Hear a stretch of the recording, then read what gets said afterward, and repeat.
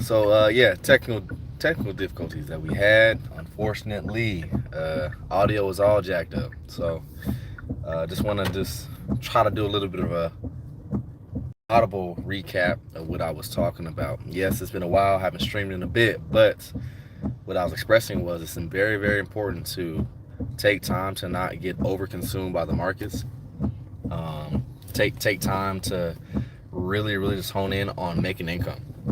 And when you do that, you can use that extra income that you're so focused on making to then put in the markets, and that's how you compound your principal.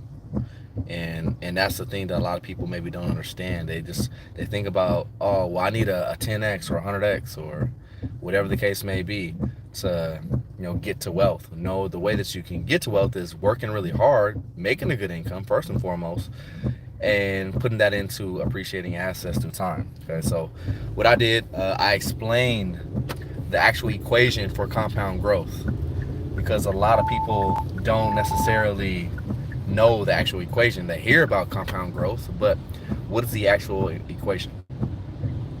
So the equation is, so your portfolio is going to be equal to, first and foremost, your principal, right, multiplied, so in parentheses 1, so need that 1, plus your rate of return over the number of times you invested. So you close that with another parentheses. Then you have to square root that by time. Once again, multiply that by the number of times invested in compounding. So basically the equation is P equals 1 plus R over N to the square root of NT. That's what I just explained. Now, you're like, okay, how do I quantify that? Like, what the heck are you saying? So what am I saying is, the way that you compound, there's like 3 jet fuels that help you get to a larger number. The one most important one is time. Like when you have money invested in something that has volatility, basically something that can go up, and hopefully the volatility is more up than it is down, which typically crypto or Bitcoin, major digital assets do through time. That's going to be important. The timeline, the time, how many years are you doing that? So that's going to be the biggest thing that's going to help you get to a large number. Secondly, your rate of return. This is the part where people are like, well, I need a 10x. Well, what about checking your rate of return on an annual basis? So let's say if you get a rate of return of, let's say 30-40% over the next 10 years. Okay, that's a little bit more of the compounding lingo. But then the other thing is your principal amount. So the other jet fuel is getting a larger principal amount. It's impossible for you to get a larger principal amount unless you put more money in. Principal is your money that you put into the market, not the capital appreciation. So once again, for those that forget the equation for compound interest or compounding growth is P, your principal, multiplied, so put it in parentheses, 1 plus your rate of return over the number of times you invested, so the compounding of times, square rooted by times multiplied, once again, the number of times that you've invested. So keep that in mind. No, this is a real live, okay?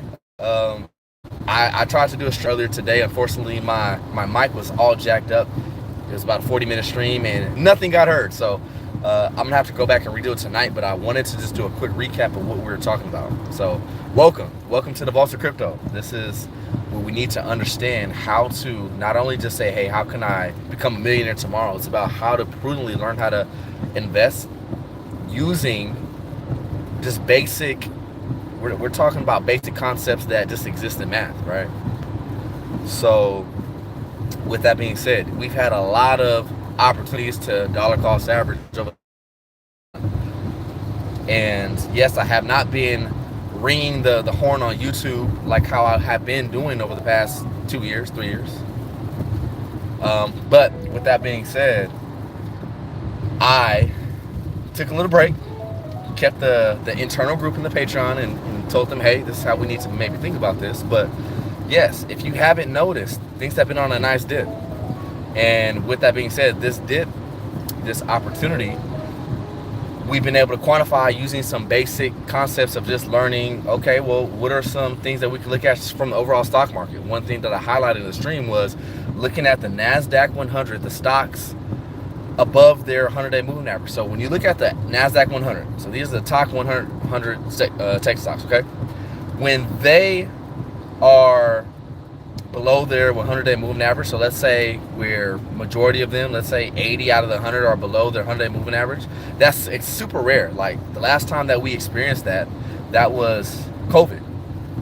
And typically 6 months, typically 1 year later, you're gonna find yourself with significant positive returns, okay? So those are like the no-brainer time periods to look at the market and say, hey, let me allocate to some good assets across the board, whether it's stocks or cryptocurrency. Another thing to look at, a ratio in between consumer discretionary and the tech sector. So that's XOK, right? Tech sector. You ratio that versus consumer discretionary. These are like the Coca-Colas. These are like the the Starbucks stocks. Like when people got a little bit of extra money, they'll just dibble and dabble with it. And what you'll find is through time, XOK, the tech sector is going to outperform. There's going to be some times where people want to go to like a flight to safety, or if you want to ratio versus like gold or something like that, you'll find that people will fly to safety and uncertainty. And then when that flips and reverses, and when it's back risk on, you'll see tech sector start to rebound. We've seen that rebound start to happen a little bit today. What does that mean? Risk on assets like crypto will do even better during this timeline. So look at crypto as a free market that sniffs out all true real market movements. It's open 24/7. So the tariffs, understand these things are temporary. There's tariffs back in 2018. There were tariffs. I mean, there's tariffs all the time, but tariffs are something to think about. So really quickly, I just want to just come and talk with y'all before I do my stream later tonight, is look at any type of downwards price action as a gift, because if you have a time horizon of 5, 10, 15 years, you will be fine.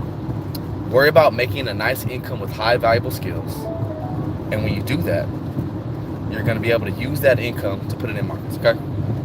So that's what I want to talk about. I'll come back and do another stream in detail with charts and all that stuff later on today. So hope y'all are well. It's nice connecting with y'all again, and I'll catch y'all here in a bit. All right, y'all be safe.